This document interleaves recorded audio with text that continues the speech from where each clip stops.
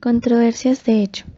Son todas las que se refieren a la estructuración subjetiva y objetiva, física y psíquica de lo sucedido. Controversias de derecho. Son las cuestiones relativas a la consideración jurídica de los hechos de la causa y tienen por objeto la aplicación de la ley en el caso. Bien, en cuanto a los principios que rigen la solución de controversias, el primero de ellos, el principio de obligación de solución pacífica, se refiere a que si los estados, por ejemplo, no han podido solucionar sus diferencias a través del medio elegido, como puede ser la negociación directa, es su deber continuar intentándolo a través de otros medios, como por ejemplo la mediación. Para comprenderlo mejor, vamos al caso de la mediación papal en el conflicto del Canal del Beagle entre Chile y Argentina, el cual no había podido tener solución con los medios elegidos en principio, los cuales fueron la negociación directa y más tarde el arbitraje.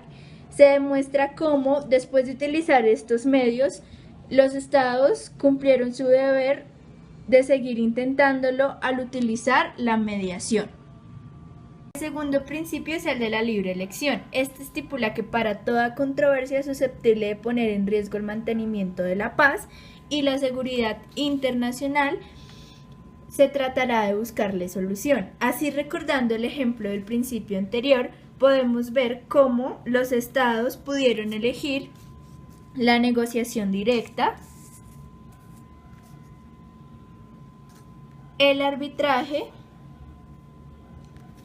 y la mediación entre todos los recursos o instrumentos que se ofrecen para dar solución a su conflicto. Por otra parte, ¿qué dice la Carta de las Naciones Unidas al respecto? Pues esto está estrechamente vinculado con el mantenimiento de la paz y la seguridad internacional. Por eso mismo, la Carta de las Naciones Unidas, en el capítulo 6, se refiere al arreglo pacífico de controversias, en el que expone los medios que hay para solucionar los conflictos, tales como la negociación, los buenos oficios, la mediación, la encuesta o investigación, la conciliación como medios diplomáticos, el arbitraje y el arreglo judicial como medios jurisdiccionales, los cuales más adelante explicaremos a fondo. Asimismo, dedica el capítulo 7 a las acciones en caso de quebrantamiento o amenaza a la paz, las cuales se refieren a cómo interviene el Consejo de Seguridad. De modo que cuándo y cómo actúa pues el Consejo de Seguridad puede actuar 1. Por iniciativa propia, 2. A petición de algún miembro de las Naciones Unidas y 3. Por indicación del Secretario General. Para comprender mejor, vamos a ver un caso en el que el Consejo de Seguridad intervino para generar ayuda en la controversia. Pues una de las participaciones del Consejo de Seguridad en una de las diferencias internacionales se da cuando designa a Galo Plaza Lazo, expresidente de la República de Ecuador, a fin de que actúe como mediador entre el conflicto que hay entre la comunidad greco-chipriota y la comunidad turco-chipriota en la isla del Chipre, luego de que las hostilidades entre ambas partes o ambas comunidades alcanzaron una intensidad propia de una guerra civil, significando esto agresión a la paz, lo cual va en contra de los objetivos de las Naciones Unidas y de lo que ésta proclama. Ahora, refiriéndonos a los instrumentos internacionales antecedentes, encontramos en principio a la Conferencia de la Paz de La Haya de 1899, en la cual se crearon disposiciones respecto a los buenos oficios y a la mediación. Sin embargo, en lo que hacemos relevancia o hincapié es que en esta se crea el Tribunal Permanente de Arbitraje, o el entonces hoy conocido Corte Permanente de Arbitraje, la cual es una institución que promueve varios servicios para la resolución de conflictos respondiendo a las necesidades de la comunidad internacional. Veamos un ejemplo. Tenemos el caso arbitraje entre la República de Croacia y la República de Eslovenia. Una controversia territorial por 6 kilómetros en la bahía del Pirán al norte del mar Adriático.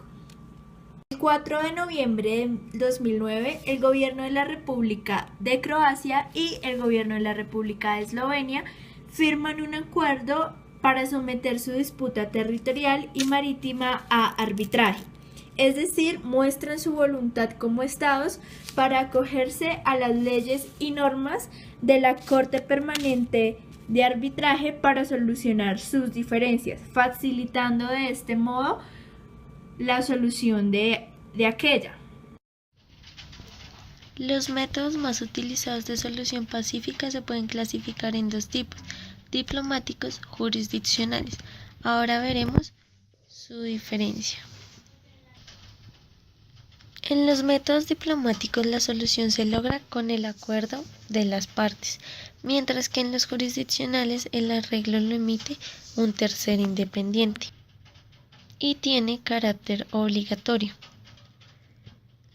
Los diplomáticos se dividen en negociación, buenos oficios,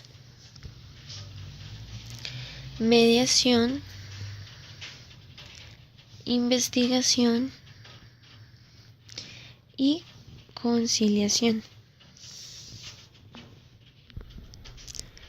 Estos tienen como característica depender de la voluntad estatal. Los jurisdiccionales se dividen en arbitraje y arreglo judicial. Negociación. Si dos estados desarrollan un litigio o controversia, serán las propias partes que se encuentren afectadas quienes resuelvan o intenten darle solución al conflicto, colocando sus intereses y sin que esta negociación necesite de la influencia de un tercer estado. El ejemplo es el siguiente: el Tratado de Letrán entre Italia y la Santa Sede. Fue una serie de acuerdos firmados el 11 de febrero de 1929 por el cardenal Pietro Gasparri y por el primer ministro de Italia, Benito Mussolini. En él se crea el Estado de Ciudad de Vaticano, el cual carece de toda injerencia política el Estado italiano y está sometido a la autoridad de la Santa Sede. El Tratado de Letrán fue negociado directamente de forma pacífica entre Italia y la Santa Sede. Ambas partes solucionaron el conflicto territorial, económico, político y hasta espiritual. Cabe aclarar que no hubo mediadores ni sujetos ajenos a la controversia. Según Rousseau, este medio supone la acción amistosa de una tercera potencia que propone a los estados en litigio un terreno de acuerdo y se esfuerza en llevarlos al mismo mediante una especie de discreta injerencia. Además de ello, en el caso de los buenos oficios, la finalidad es poner en contacto a las partes que se encuentran distanciadas, facilitando su acercamiento para hacer viables las negociaciones directas sin que por ello el tercero participe en ellas. Esta tercera potencia se conoce como buen oficiador y puede ofrecerse ante las partes, las cuales están en libertad de aceptar o no, o puede ocurrir que sean las mismas partes las que soliciten su injerencia, quedando el buen oficiador en autonomía para participar o no en la controversia. Un ejemplo claro es cuando México y Perú a inicios del siglo XX rompen relaciones diplomáticas y España como buen oficiador aconseja a los países en la solución de sus asperezas y hace que retomen sus relaciones diplomáticas por sus propios medios a través del acta de reanudación de relaciones diplomáticas entre el Perú y México en 1933 celebrada en la ciudad de Madrid. Un hecho representativo y que cabe resaltar: solución del conflicto se da por las mismas dos partes que lo tienen.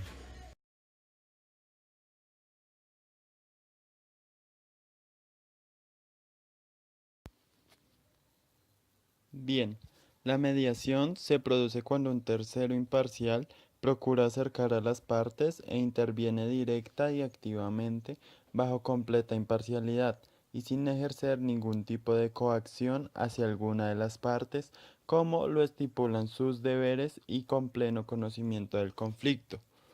La propuesta del mediador no es obligatoria. En los buenos oficios, el tercero busca el acercamiento de las partes para que luego ellos solucionen el conflicto por sus propios medios. En la mediación, el mediador propone dichos medios, los que serán aceptados por las partes si así lo creen conveniente. Tal como fue señalado por el doctor Bustamante y Rivero, dice, el mediador no es un juez, jamás pronuncia fallos. Su papel es recomendar, sugerir, hacer, atisbar la verdad. Hacer amar la justicia para que las partes la adopten. El éxito de ello es la conciliación. Un ejemplo de mediación sería la mediación papal en el conflicto de Beagle, dominio territorial, donde luego de intentar dos instrumentos para la resolución del conflicto, la negociación directa y el arbitraje, el Papa Juan Pablo II ofreció una mediación, la que tenía dos roles de cumplir. El cardenal Zamoré, enviado personal del Papa, debió detener el comienzo de una guerra y comprometer a las dos partes a dejar de lado la amenaza y el uso de la fuerza. Por otro lado, debió encauzar las negociaciones que duraron 6 años, adaptándose a todos los cambios que ocurrieron en el lapso de este tiempo. La investigación es un medio de resolución de conflictos que se clasifica dentro de los medios diplomáticos. Esta se refiere a una investigación sobre hechos en litigio que lleva a cabo una entidad independiente a petición de los estados interesados con la finalidad de esclarecer o determinar hechos. Para comprenderlo mejor, vamos a analizar el ejemplo del incidente de Hull. Pues bien, en el contexto de la guerra ruso-japonesa, los rusos confundieron una flota inglesa con 48 pesqueros con los torpedos japoneses, abriendo fuego contra esta. El incidente derivó a un serio conflicto diplomático entre Rusia y la entonces Gran Bretaña, teniendo lugar la solución de la controversia el 25 de noviembre de 1904, cuando las partes firmaron un acuerdo en el cual aceptaban someterse a una investigación realizada por la Comisión Internacional de Investigación de La Haya, la cual concluyó que cada barco británico barría el horizonte en todas direcciones con sus propios reflectores, así que era imposible que se diera dicha confusión.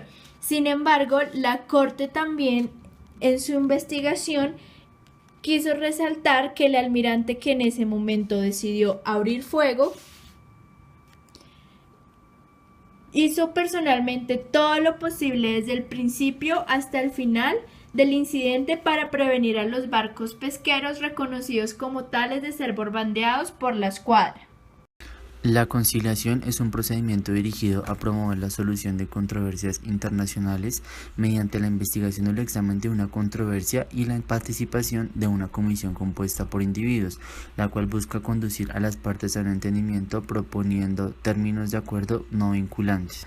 En cuanto a las funciones de dicha comisión, podemos señalar dos muy importantes: dilucidar las cuestiones en litigio, recabando a este fin la información adecuada y conciliar las partes para que éstas lleguen a un acuerdo. La conciliación se caracteriza por ser una función pública, aunque generalmente la cumplen particulares, a diferencia de la mediación y negociación, que son funciones privadas.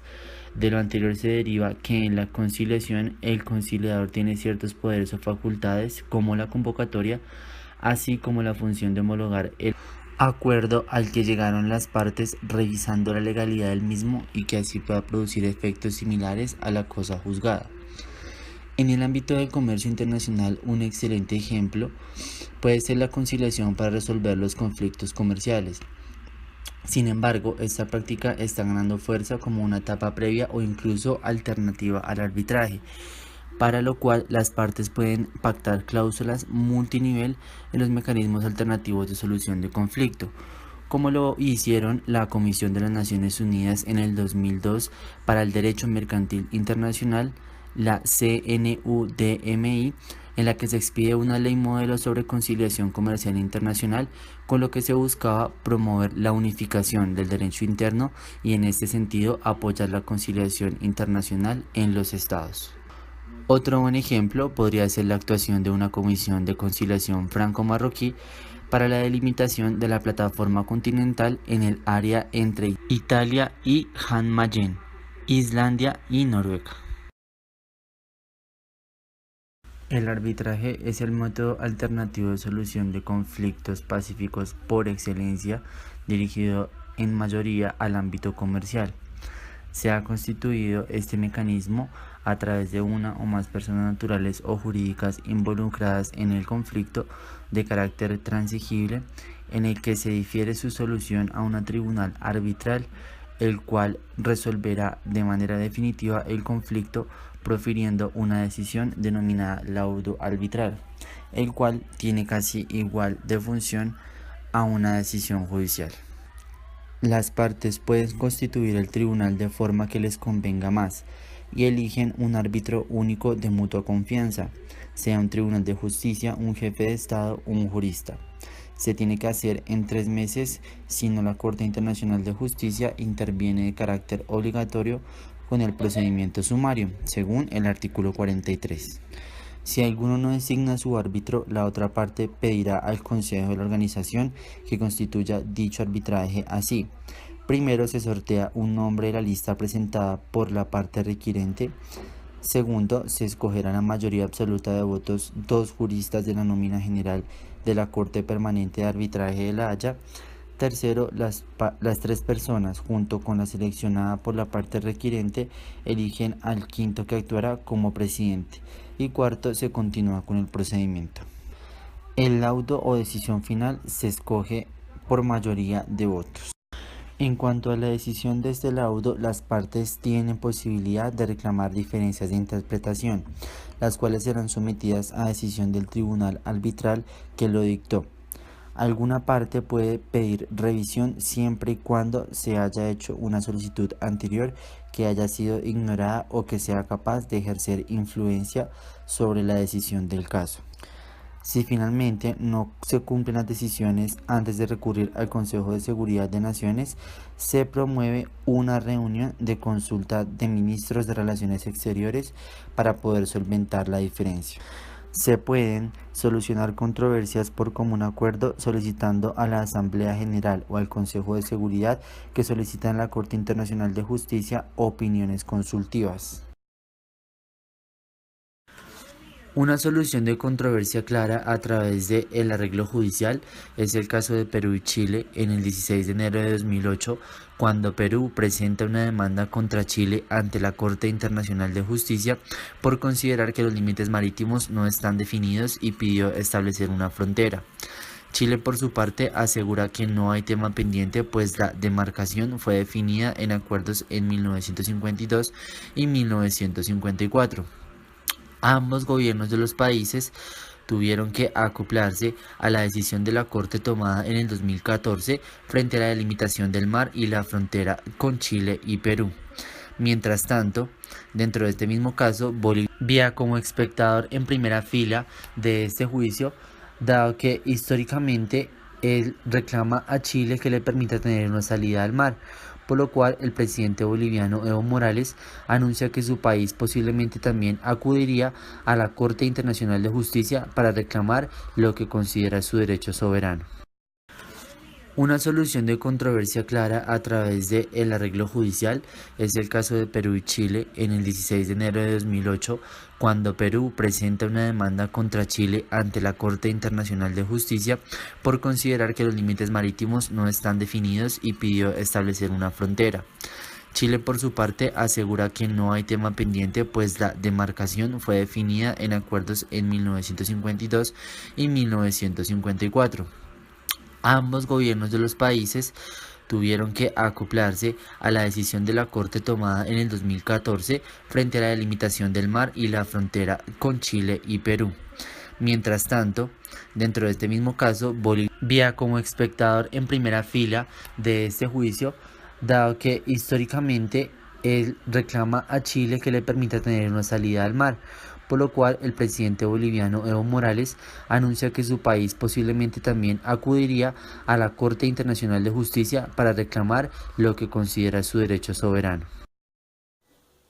Dentro de la solución de controversias del sistema interamericano, se busca solucionar los conflictos y sus controversias de una forma pacífica en la comunidad internacional, llegando a ser una norma de ius cogens. Esto significa que es imperativa y es de obligatorio cumplimiento. Según la Carta de la Organización de los Estados Americanos, en su artículo número 2, dice que hay que prevenir las causas de conflicto asegurándose de que se resuelvan de una manera pacífica. Según el artículo 3, se condena la guerra de agresión y de obligación de los Estados americanos para abstenerse así del uso de la fuerza. Hubo unos cambios importantes en el Protocolo de Cartagena de 1985. Dentro de ellos, el primero es que todo se sometería a lo que dice la Carta de la OEA, y lo segundo es que los Estados americanos harán todo lo posible por solucionar sus conflictos y sus controversias por medio de los procedimientos previstos en la Carta de la OEA, mas sin embargo no les impide acudir a las Naciones Unidas. En la reforma del artículo 23 se considera que los organismos regionales están subordinados a las Naciones Unidas y por lo tanto los procedimientos regionales de solución de controversias no podían tener prioridad sobre la de las Naciones Unidas. El texto anterior, en el artículo 23 de la Carta, exigía todas las controversias que surjan entre los Estados americanos fueran sometidas a los procedimientos señalados en la Carta de la OEA antes de ser llevados al Consejo de Seguridad de las Naciones Unidas. En el conflicto entre el universalismo y regionalismo, la práctica no fue constante. Claro está, en efecto hubo casos llevados al Consejo de Seguridad y remitidos por este a la OEA, como lo fue Cuba en 1960, 1961, la crisis de los misiles en Cuba en 1962, Haití en 1963 y Panamá en 1964.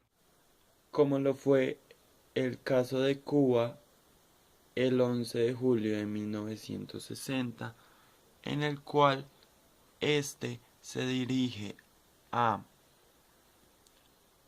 las Naciones Unidas y reclama por supuestas amenazas, represalias y actos de agresión por parte de Estados Unidos. Estados Unidos niega todo esto. Los únicos dos países que lo apoyan es Francia y el Reino Unido, sujetándose a la idea de aumento de prioridad de la Carta de la OEA. El Consejo de Seguridad apenas toma nota del asunto, se dirige a dichos países, Cuba y Estados Unidos, para recomendarles evitar aumentar las tensiones entre ellos mismos. En la segunda fase de este conflicto, que se produce en octubre de 1960, Cuba lleva el asunto a la Asamblea General, la cual lo remite a la Comisión Primera, la cual lo examinó. Estados Unidos no se opone a que el Consejo de Seguridad pudiera examinar el asunto en enero de 1961. En abril de 1961, la Asamblea General consideró el caso de la invasión de la Bahía de Cochinos. Según el artículo 24 de la Carta de la OEA, enumera los siguientes procedimientos pacíficos: 1. La negociación directa, los buenos oficios, la mediación, la investigación, la conciliación, el procedimiento judicial y el arbitraje. Claro está que cualquier otro que entre las mismas partes acuerden. Cabe recalcar que los estados pueden escoger otro método de solución, cualquiera, y esto depende únicamente solo de la voluntad de las partes en controversia. Dentro de las funciones del Consejo Permanente se crea la Comisión Interamericana de Paz. En la segunda reunión de consulta de ministros de Relaciones Exteriores en La Habana en 1940. Su sede está en Washington, D.C. y queda integrada por Estados Unidos, México, Argentina, Brasil y Cuba. La reforma del Estatuto de la Comisión en 1956 terminó con la posibilidad de ofrecer los buenos oficios a petición de solo una de las partes, por tanto exigió el acuerdo de las partes. Acabando con la comisión, pues era muy difícil obtener el acuerdo de ambas partes, después del protocolo de reformas de la Carta de la OEA de 1967 en Buenos Aires. Allí se estableció la Comisión Interamericana de Soluciones Pacíficas como órgano subordinado del Consejo Permanente. Este tampoco funcionó, porque exigía el acuerdo de las partes en la controversia para poder actuar. Esto limitaba la acción tanto de este órgano como de la Comisión. Para corregir lo anterior, el Protocolo de Cartagena de Indias de 1985 suprimió la comisión. También acabó con el requisito del acuerdo de ambas partes, haciendo que actualmente una sola de las partes en la controversia pueda acudir a este órgano. Para que el Consejo Permanente pueda ejercer su función de buenos oficios, se requiere 1. Que lo solicite cualquier parte en controversia y 2. Que no se encuentre en trámite ninguno de los procedimientos de solución pacífica de la OEA. El procedimiento de Cartagena de Indias crea las comisiones ad hoc como nuevo mecanismo de solución. Según el artículo 86, le otorga al Consejo Permanente la facultad de investigar los hechos de las partes y por el medio que estime más conveniente, previo al consentimiento del gobierno respectivo. Si el procedimiento de solución pacífica de controversias recomendado por el Consejo Permanente o sugerido por la respectiva comisión ad hoc no fuese aceptado por alguna de las partes o cualquiera de éstas declarara que el procedimiento no ha resuelto la controversia, el Consejo Permanente informará a la Asamblea General, sin perjuicio de llevar a cabo gestiones para el avenimiento entre las partes o para la reanudación de las relaciones entre ellas. La Asamblea General es el órgano supremo de la OEA. Dentro de sus funciones está el considerar cualquier asunto relativo a la convivencia de los Estados americanos. Es decir, la Asamblea General puede considerar cualquier controversia que se suscite entre los estados de la OEA. Dentro de las funciones de la reunión de consulta de ministros de las Relaciones Exteriores, según el artículo 60, se consideran los problemas de carácter urgente y de interés común para los estados americanos y para servir de órgano de consulta. en las funciones del secretario general de la OEA, dice que lleva a la atención de la Asamblea General o del Consejo Permanente cualquier asunto que, en su opinión, pudiese afectar la paz y la seguridad del continente o el desarrollo de los Estados miembros. El Pacto de Bogotá, también conocido como Tratado Americano de Soluciones Pacíficas, es un tratado internacional suscrito el 30 de abril de 1848 por la mayoría de los países de América reunidos en la 9ª Conferencia Panamericana en la ciudad de Bogotá, Colombia. El objetivo del tratado es imponer una obligación general a los signatarios para resolver sus conflictos a través de medios pacíficos. También se les obliga a agotar los mecanismos regionales de solución de los asuntos antes de acudir al Consejo de Seguridad de las Naciones Unidas. Esto gracias a diversos tratados, convenios y protocolos. El pacto está en vigencia en Brasil, Colombia, Costa Rica, Chile, Haití, Honduras, México, Nicaragua, Panamá, Paraguay, Perú, República Dominicana y Uruguay. Aunque al final, cuando se firma el pacto, crean unas reservas realizadas por varios países, las cuales son las siguientes. Argentina no acoge que la protección de extranjeros sea especial, pues ellos los acogen como cualquier ciudadano argentino.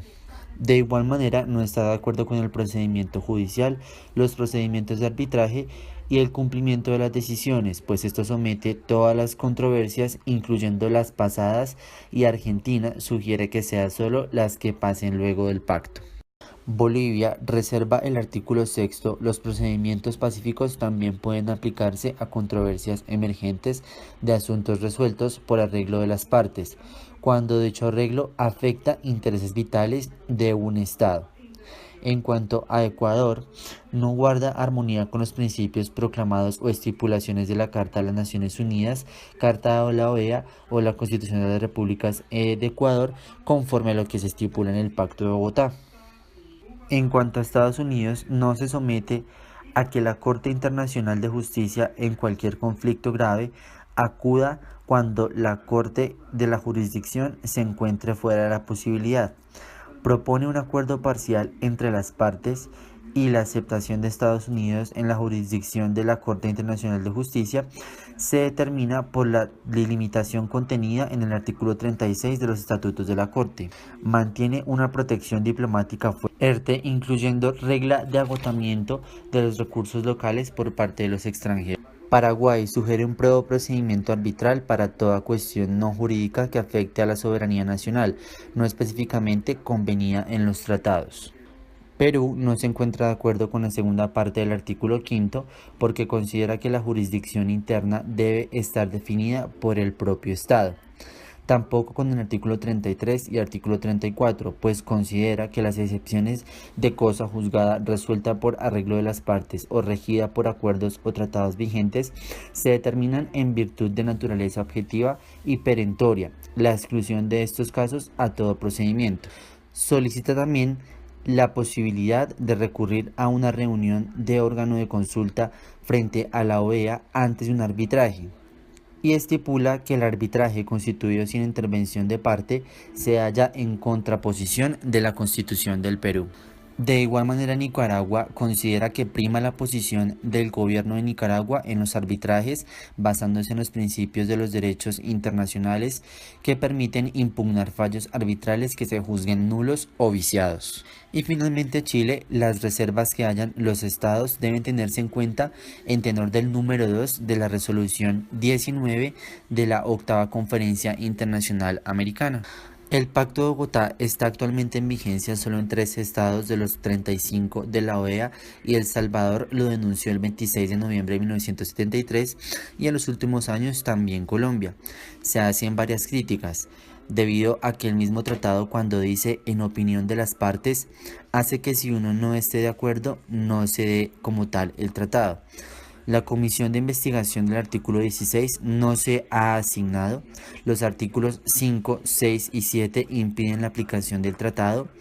Y si la Corte se declara incompetente, falta aclarar qué vendría después de que la Corte se declare incompetente. Y finalmente, que las reservas realizadas por diversos países están completamente en contra y dejan sin aplicación el tratado. Cabe aclarar que hay solución de controversias con otros instrumentos interamericanos, como lo son, por ejemplo, el Tratado de Tlatelolco, el CELA, la OLADE, Organización Latinoamericana de Energía, el ALADI, la Corte Interamericana de Derechos Humanos, a la cual no todos los estados se acogen y no solo atiende a la violación de derechos humanos, sino también disputas entre estados. El Tribunal Andino de Justicia, que solo rige en Colombia, Bolivia, Venezuela, Ecuador y Perú, y atiende a la acción de nulidad y acción de incumplimiento de los pactos o tratados que se encuentren entre estos países. Adicional a ello, la Mercosur, con la creación de un mercado común donde en un anexo se dan soluciones alternativas como la solución directa, la negociación, la consideración de grupo de mercado común y el consejo del mercado común. Y adicional, un sistema permanente en función de la estructura institucional del mercado común. Otra forma de solución es la integración centroamericana con la Corte Centroamericana de Justicia y el Consejo Centroamericano, que es provisional, la CARICOM, y finalmente el arbitraje con la negociación directa y subsidiariamente, y el Centro Internacional para el Arreglo de Diferencias de Inversiones, que funciona plenamente para los sentidos interamericanos.